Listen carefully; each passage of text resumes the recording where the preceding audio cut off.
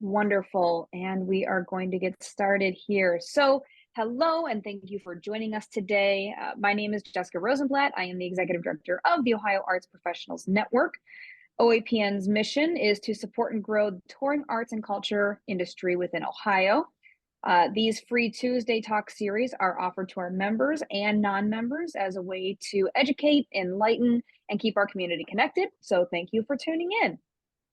Today is part 2 of our 3-part series, How to Make a Living as an Entertainer, and we are thrilled to dive into how you can make $100,000 a year as an artist. This webinar series is hosted by the wonderful Gary Berg, who is the owner and founder of Berg Entertainment, which is the largest entertainment provider in the Midwest, and his book, Entertainers Who Work, if this will pop up there, helps artists turn their talent into full-time careers. Gary's worked with over 1,000 professional entertainers and celebrities ranging from former presidents of the United States to Grammy Award-winning musicians, and he joins OAPN's Tuesday Talks to help artists and agents successfully navigate their way through the entertainment industry. So Gary, thank you so much for joining us again today to lend your insight and expertise. Well, thanks for the invite. I appreciate it. Absolutely. So this week we're going to dive into chapters 4 through really the heart of your book, Entertainers Who Work. Chapter 4 is titled How You Can Make $100,000 Plus a Year. And I'd love to pass the baton to you to dive into this topic and give a little overview of this, and then we'll ask some specific questions. Perfect. Yeah. Well, I think that the main thing when I'm working with artists and have for years is there's not a full understanding of all the different elements that make it impossible to have standard pricing across the board. I see it all the time where an act will say, well, I'll do this, but it's, $500. And, and how long is it? Because I charge $500 an hour. So is it 1 hour? Is it 2 hours and things? And they get so caught up in that element of things that they don't look at the bigger picture of how you actually, especially when you're starting or you're growing until you reach a certain point of just all the things that you have to consider to continually getting stage time and making money and getting towards your goals of doing it full time and making it profitable. So, there's a lot of factors with that I have kind of listed that I think are pretty important. And these things I bring up because all of these considerations should come into pricing for any time you go out. And Jessica, we were having a discussion before people joined us even a little bit about the difference between, someone might play in a group that plays in a bar and they're making, $200-300 a night, and then they have a chance to be a part of a bigger, different show at a PAC, and they might make $1,000 or $1,500. And it's very, very true that the different markets matter, the locations matter, the time. So without dragging this on too much, I'm going to give you some examples. If you're a very talented musician or comedian or whatever who performs for a lot of private events and likes doing that and is good at it, if you're on our roster and someone wants you for the first Saturday in December, my guess is they're going to pay at least 3 or 4 or 5 times more than they are if they want you for a Tuesday in April, because it's supply and demand is what it is. And those prime weekends where we'll do about 600 corporate holiday parties in December and January. So the supply and demand is huge on those. And so there's a premium price for your services for those things. So you can't say I'm $1,000 on a Tuesday in April and I'm $1,000 on a Saturday in December, because they're not the same thing, even if your product is in essence the same thing. So date matters. Routing obviously comes into play with this. So you have to go out and do an isolated date. I think pretty much everyone understands routing and how important that is, where you can get price breaks if you can do things. With that December scenario, we do it a lot where we'll have acts be booked up on a Friday and Saturday, and then somebody will want them on a Saturday, but they don't have the budget for that act. And we say, if you move it to Thursday or Sunday, we can do it for that price, but we can't on a Friday or Saturday. And we find that they will oftentimes move if they want that performer and round out, and everybody wins in that situation. So date is important when you're considering how you're going to price yourself. And then certainly location. Again, I can't say it enough. People say I'm $1,000. Well, that might be to be 3 minutes from your house, or that might be a 17-hour drive or a flight from your house. They're not the same thing. Location matters, and that's why you can't set standard pricing. And people get all worked up about, well, I have this geographical thing that within 60 miles, I price myself at this, and that doesn't really matter to buyers, but it does matter to you. And so you just should look at any offer that comes in or any possibility and determine what is the legitimate fair price for that, for your show or your services for that. So again, if it's going to take 2 days out of your schedule to drive someplace or fly someplace and perform, and you have to stay overnight and come back the next day, that should cost substantially more than if you're going to be bopping out, doing a show a few blocks away and being home and sleeping in your own bed that night and eating your own food and everything else.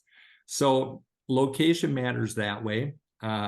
Certainly the thing that I think everybody in this industry hears all the time, and it drives them a little bit nuts, is people say, well, can you do it for a cheaper price because this is such an opportunity for you to be in front of people?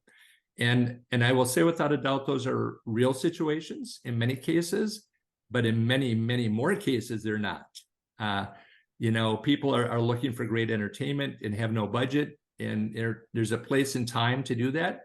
But way too often I see really talented professional performers, musicians and comedians and singers and dancers that in essence, they way undersell themselves, and they really hurt the market, I think, and hurt themselves because they're just so hungry. And so you have to be careful with that. And one of the tools that we have gone to, that we've recommended to our artists for many years, is pick an actual cause that means something to you, and for that next year, or maybe for the next several years, donate the show for them, for their fundraiser, for their event or events, and do it. And then when people call and ask you to do things for free, you can basically say, I'm already committed to another charity that I do that, but I can certainly, we can certainly visit about pricing, because if we can do it on the right date and the right place and everything, I will certainly give you the best price I can, but I can't do it for free. So often I think there's a real misconception of, well, what is a nonprofit? Some of the nonprofits are very legit and very real. Others, the NFL is a nonprofit, people, and it's ridiculous, and they try and use that to their ability. In many cases, the nonprofit is just a tax status. It's nothing to do with, an immense, desire, need to offer something. And you have to understand that. We get it from a lot from hospitals that have their holiday party, and they say they want a nonprofit rate or something for an act, and I look at it and I say, well, the administrator's making 1.1 million, and the 3 other people that are in the top things are making 800,000, and everything else. So you're not a nonprofit in my definition. You are by tax definition, but no, you're quite profitable and you're paying everyone well. So you're not going to screw these artists out of the money for their talents and what they deserve. And so it's kind of understanding what you're getting into. And certainly probably the best thing I can say as an example of this is, obviously you have organizations like OAPN that are going to have showcases. Those are a different animal. You actually pay for the right to be in front of presenters and people who are buying performances. And that truly, in its purest sense, is a showcase and can be wonderful. But the times where we will generally give price breaks for artists doing things like this is, for instance, many chambers of commerce will have an annual banquet in their city, and these are all over. And they're looking for that 45-minute after dinner show. It certainly might be music, it might be comedy or whatever. And we know that if we put a great artist in front of that group, chances are you're going to have the top businesses and organizations in that community at that event that will see you and say, oh my, that was amazing. We'd love to bring that in for our company, for our event, for our picnic, for our holiday party, whatever it is. And so those kinds of shows definitely generate more opportunities. They're not fake. But with that said, we still make that price. They're not going to get that for free. They're not going to get that for anything less than they should pay for it. And, and there's chambers of commerce that have substantially better budgets and bigger groups than other ones. And that's all part of the deal too. So you're looking at the type of group, the type of show it is, the kind of audience it is.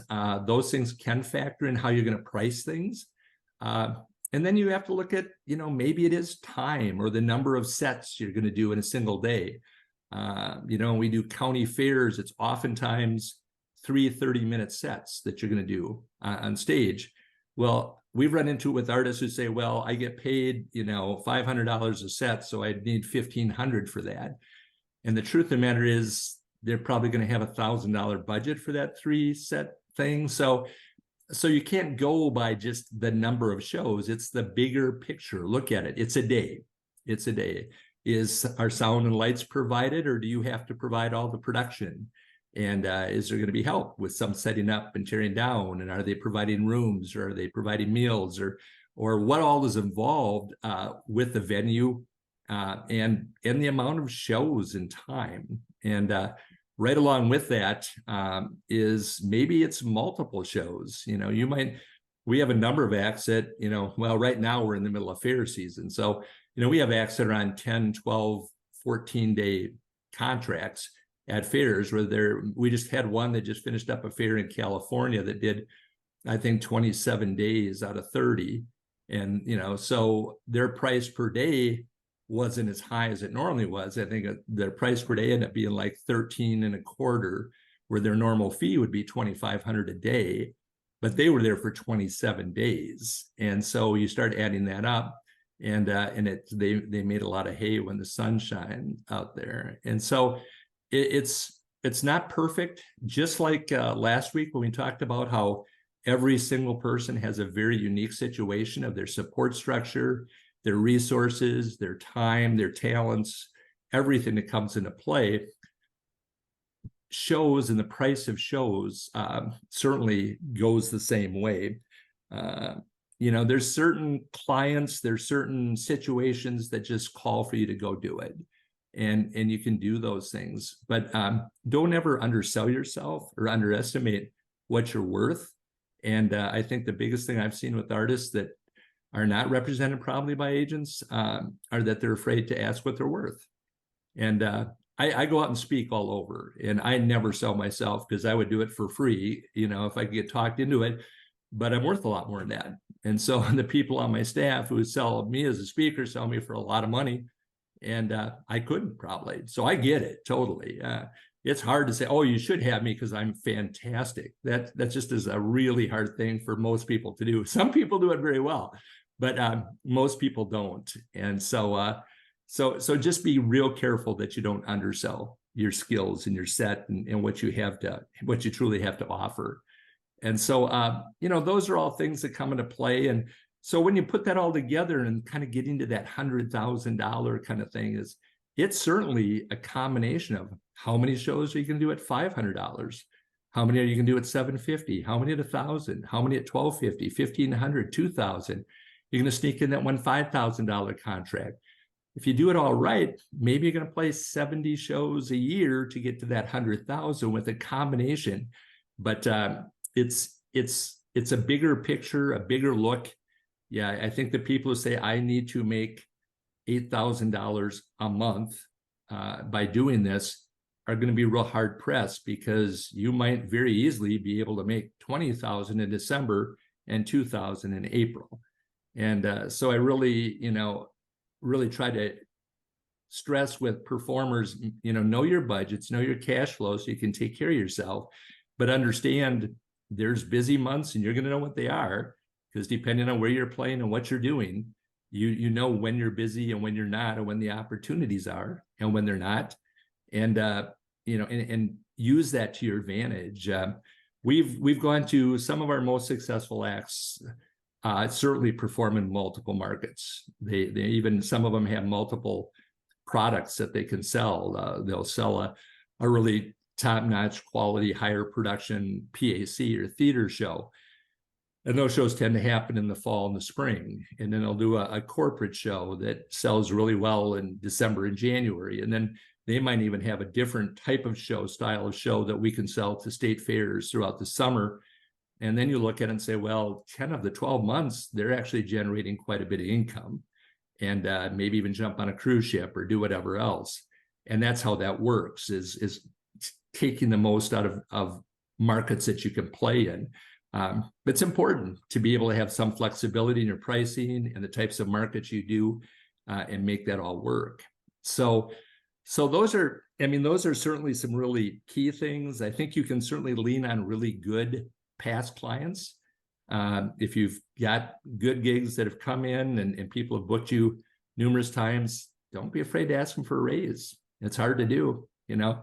Well, I've been paying you $500 for 3 years. Now you want $750. Ooh, well, you've been getting a really good deal for the last 2 years, probably.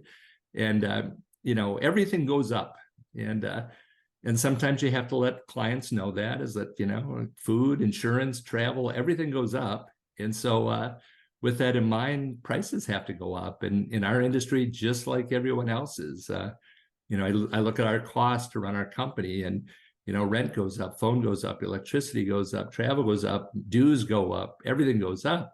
Well, you know, the way we operate is just like you. We don't make a cent unless we're getting paid to do performances.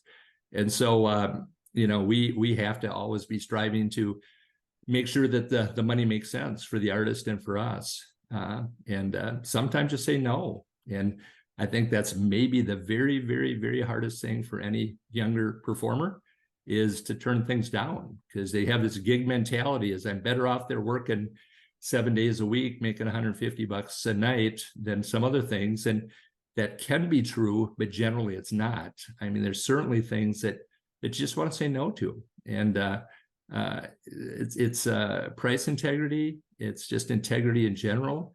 It's an element of respect. I will say it's across the board. It's not just like bars, or it's not just anything like that try to take advantage of that. I think one of the biggest culprits that we've run into over the years are that we work with some very large theaters, really large theaters, that you know, pay a ton of money to their administrators. In some case, you know, they paid over $1 million annual salary to their artistic director, and then they contact us and they want a 3-piece musical group to play at the reception for an opening of a new performance, and they want to pay $600. And it's like, nope, our trios go out from anywhere from $1,250 to $1,500. They go, oh, well, that's too much. I go, you do realize how hypocritical you are, that you're trying to support artists and improve their value, improve their worth, and now you're being worse than anybody. So you know, it's some educating, and it's some putting your foot down, and realizing this is a valuable thing that we get to offer as performers and artists and presenters and agents, and there's value in it, and the money is there. It's just how they choose to spend it. You know, we do it all the time as, oh, well, we can't spend any more than this on entertainment. And it's like, well, what do you spend all your money on for your, and well, we're having a special dessert at dinner. It's like, we get rid of the damn dessert. Nobody's going to remember that, but I guarantee you they will remember if the entertainment's good. Or maybe you cut back on your flowers, or, you know, whatever the case is. But the thing that they're going to really remember, and what's going to be the positive impact of this, is that performance that's going to happen during that. So, you know, it's, every single situation needs to be looked at uniquely. And again, as we go through it, it's routing, it's location, it's date, it's how long a show is, it's how many days in a row, it's what kind of event is it. All those things come into play. And you know, if you're a original musician and you want to get in front of a lot of people, opening up for a really popular act for virtually no money makes sense, because that's a different agenda. But if you want to do this sustainably as income coming in from your performances, that gets looked at differently. We have acts that open up, a cappella groups and things that will open up for the Jay Leno's, or you know, those kinds of acts at casinos and things. And they certainly get paid less than their normal fee to do that. But there's always a big bump when they go to their next theater with people attending, because people now an extra 3,500 people saw them and loved them and want to see more. And I think we all know that from a standpoint of music festivals and everything else. If you get a good slot, you take it, But I'm just kind of rambling here. I'd certainly love to know, if you guys have any specific questions or thoughts or concerns in this regard that I may not have even scratched the surface on. So.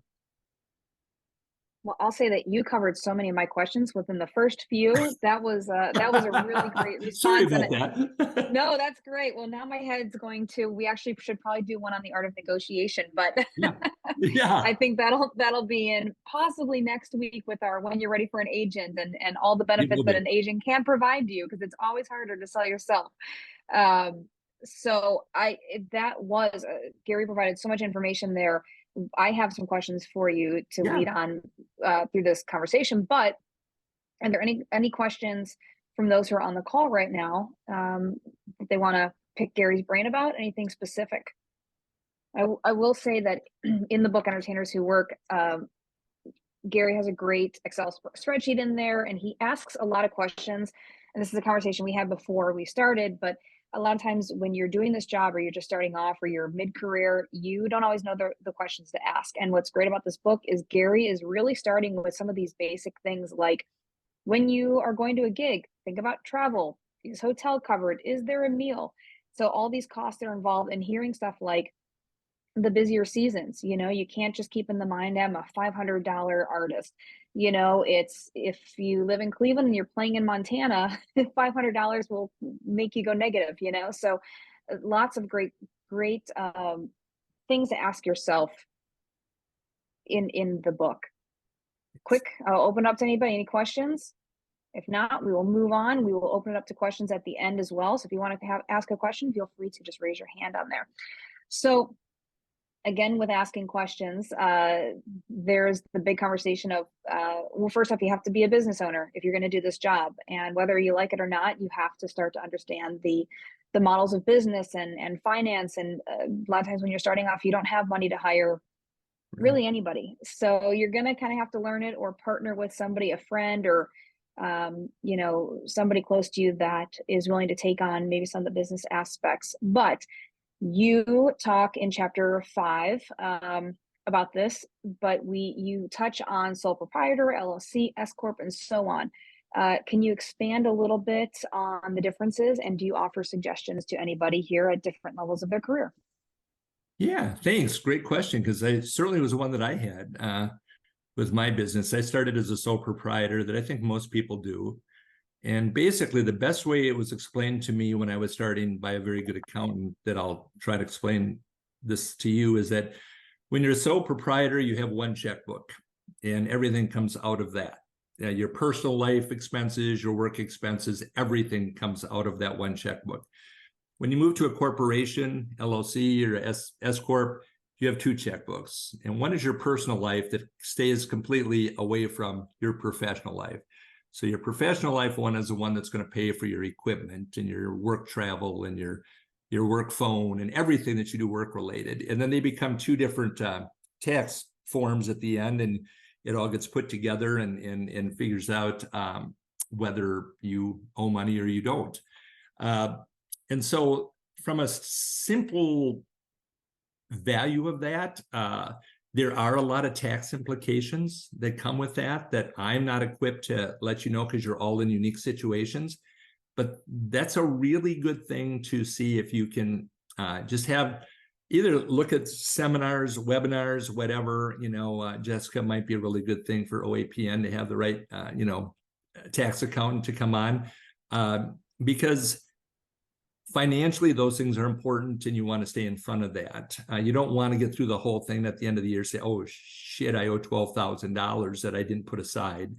And that does happen to some people. So you can't allow yourself to do that. So that's one thing.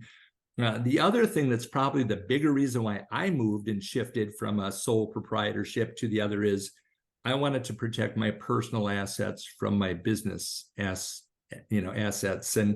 And you can certainly do that with insurance policies. If you have a liability insurance policy and an umbrella, we have a $2 million, business umbrella policy, plus I have an umbrella policy personally and things. But the big thing is, if you're a sole proprietor and something happens, let's just say you get in a car accident on the way to a gig because you ran a light and you hit somebody and you put them in the hospital.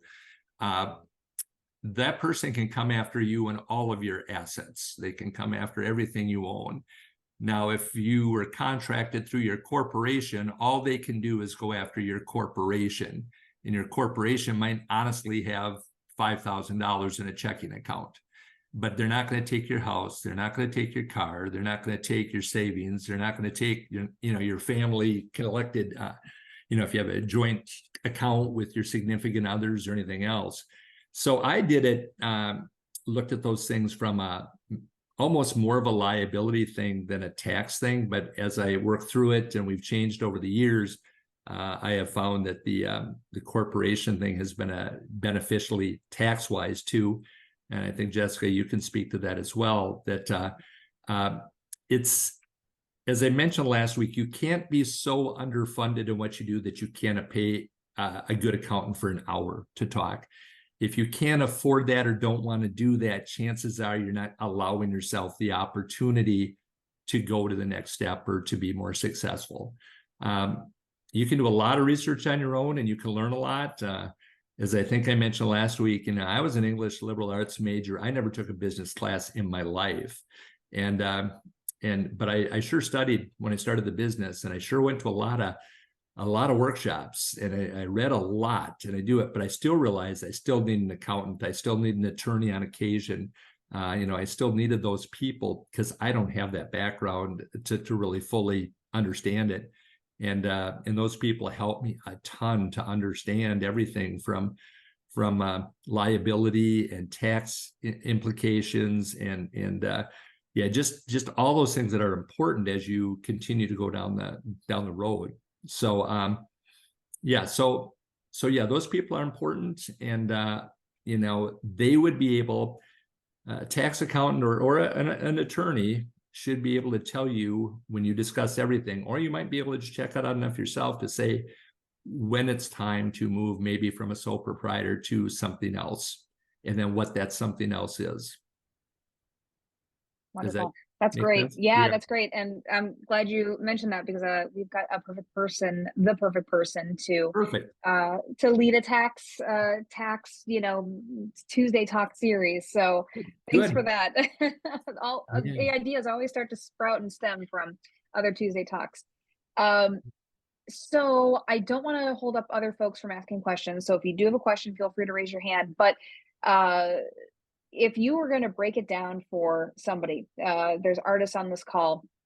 They are, booking their tours right now. They're keeping in mind all the things that you've talked about. They're going into fall. Their schedule is really what they're making of it right now. So there's no huge busy season for them. But say they've got a couple gigs, they're one-offs.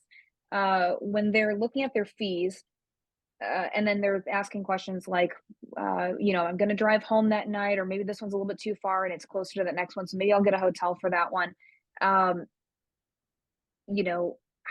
are you phrasing that with the places that you're booking?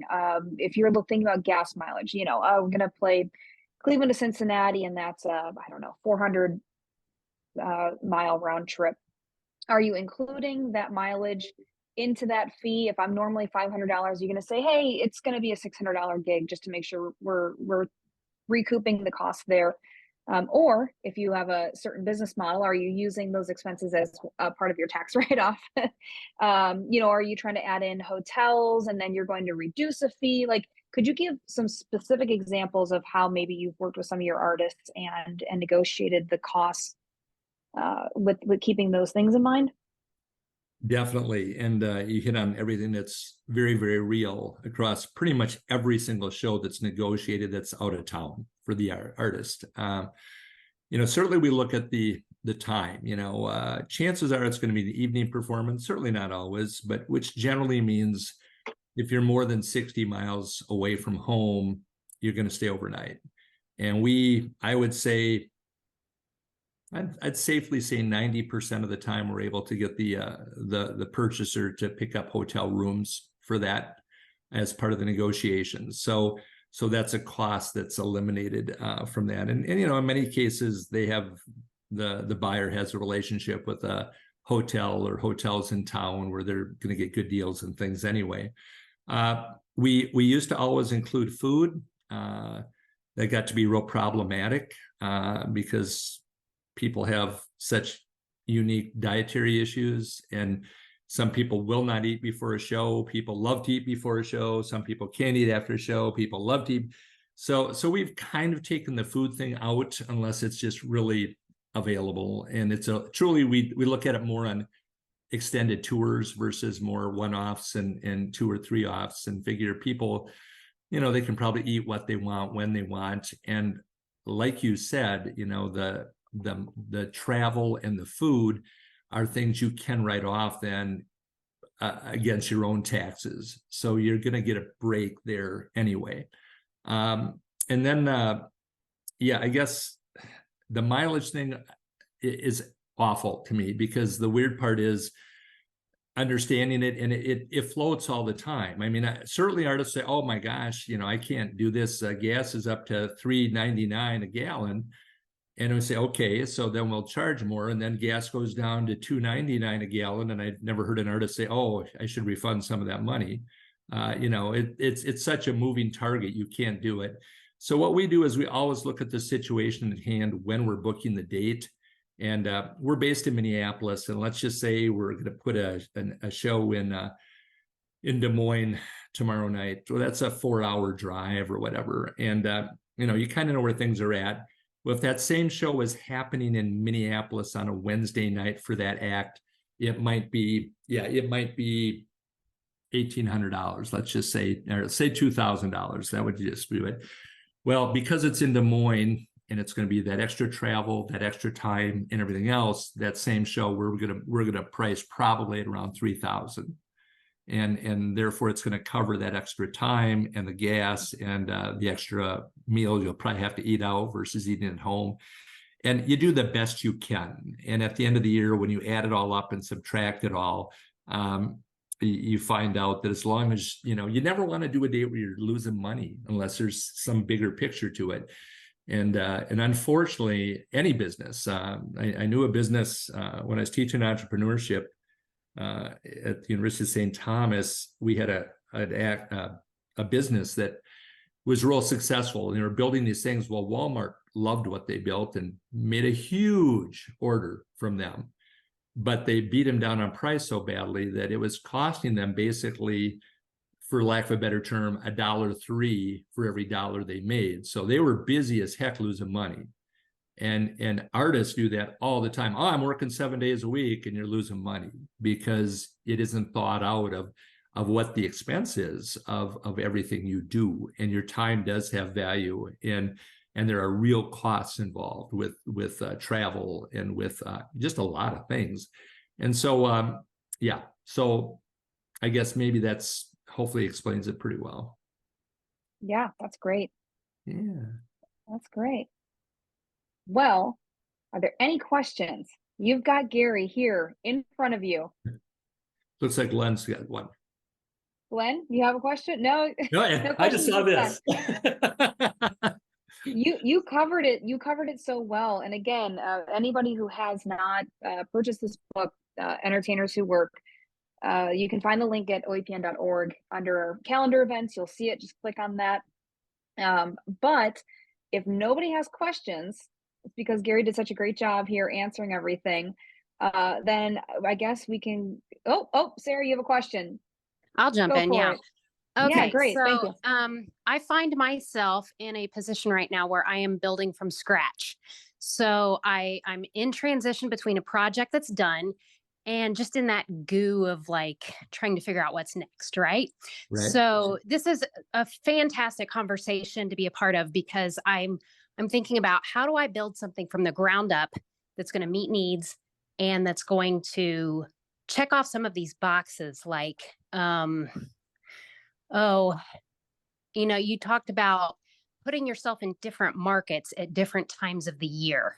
Mm-hmm. That one really clicked for me, because I'm thinking now, okay, what kind of a show can I build that's going to do that?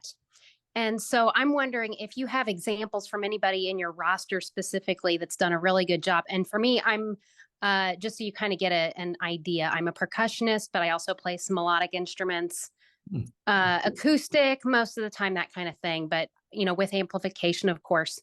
But I'm definitely looking at different markets. And I'm glad you talked about Chamber of Commerce too. I just moved a year ago, so I have a new community. So I'm also trying to entrench myself there. Yeah. And I actually joined the Chamber of Commerce. So that made me feel good. I'm like, yay, I'm doing something right. Yeah, well done.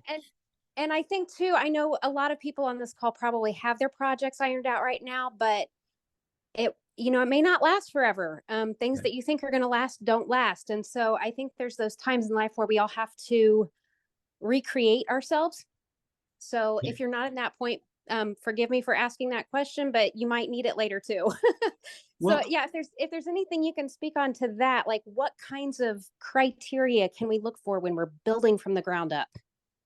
well, I have an absolutely perfect example, Sarah, and it's just happening now. And this is a gentleman who I've known for many, many, many years. And he went to Ringling Brothers Clown College back in the day. And then he worked for 13 years on ships as a performer on ships. And he met his wife there, and they got off and they wanted to be done with ships. And he came back and had, you know, no work.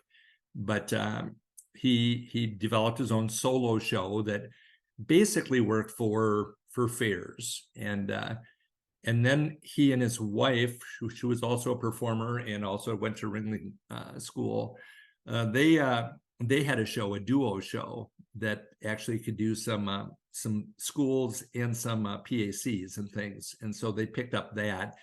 And then his solo show evolved into doing some more corporate things because he was very funny. He was a good writer too. But this all happened and it ran its course as well. And about 2 years ago, he really felt the need to reinvent. And he saw the market and he saw what they were really good at and what he was good at and what his wife was. And they created a show called Circus Science Spectacular.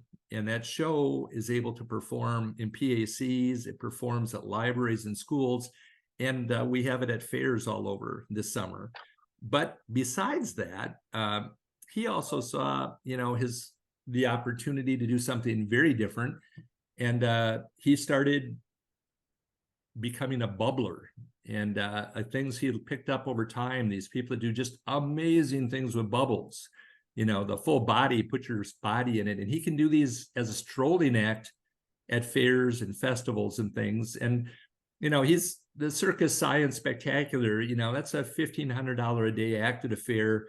But then you can add the bubbler on top of it because it's pretty easy for about $1,000 a day. And we have a fair coming up here in September in Iowa where Circus Science Spectacular is running Monday through Friday at the fair because they do shows for kids, fourth grades from all over the county. But then on the weekends, on the Saturdays and Sundays, he's doing the bubbler thing.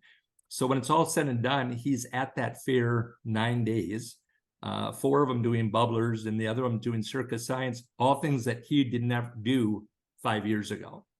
But he completely reinvented himself with those two things. Well, now the bubbler thing has gotten so popular that we have 5 bubblers out because we have them on the same dates. And so all these people, and they're having a great experience. Well, that's reinventing yourself. And you know, he's already looking to what's next. And he contacts me yesterday about this whole concept about these foam cannons that shoot out all this foam. And it's just wildly fun stuff. And it's like, this is pretty darn neat because this is nowhere what he was doing 3 or 4 years ago. And he is by far and away going to make more money this year at 64 years old than he's ever made in a year working.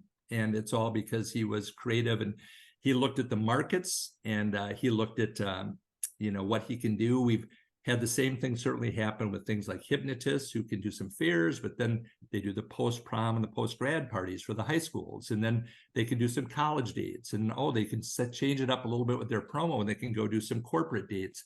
And they're able to do that even though they started off as a hypnotist who wanted to work in the fair market. Now they're working 12 months out of the year. So I think, you know, percussion-wise, it's kind of fascinating. I've seen a lot of percussionists that obviously they play in different types of musical groups. and some of them play in touring PAC type groups. And then they're in drum lines doing strolling stuff at fairs, at these cool fairs, doing really amazing things and getting people's attention.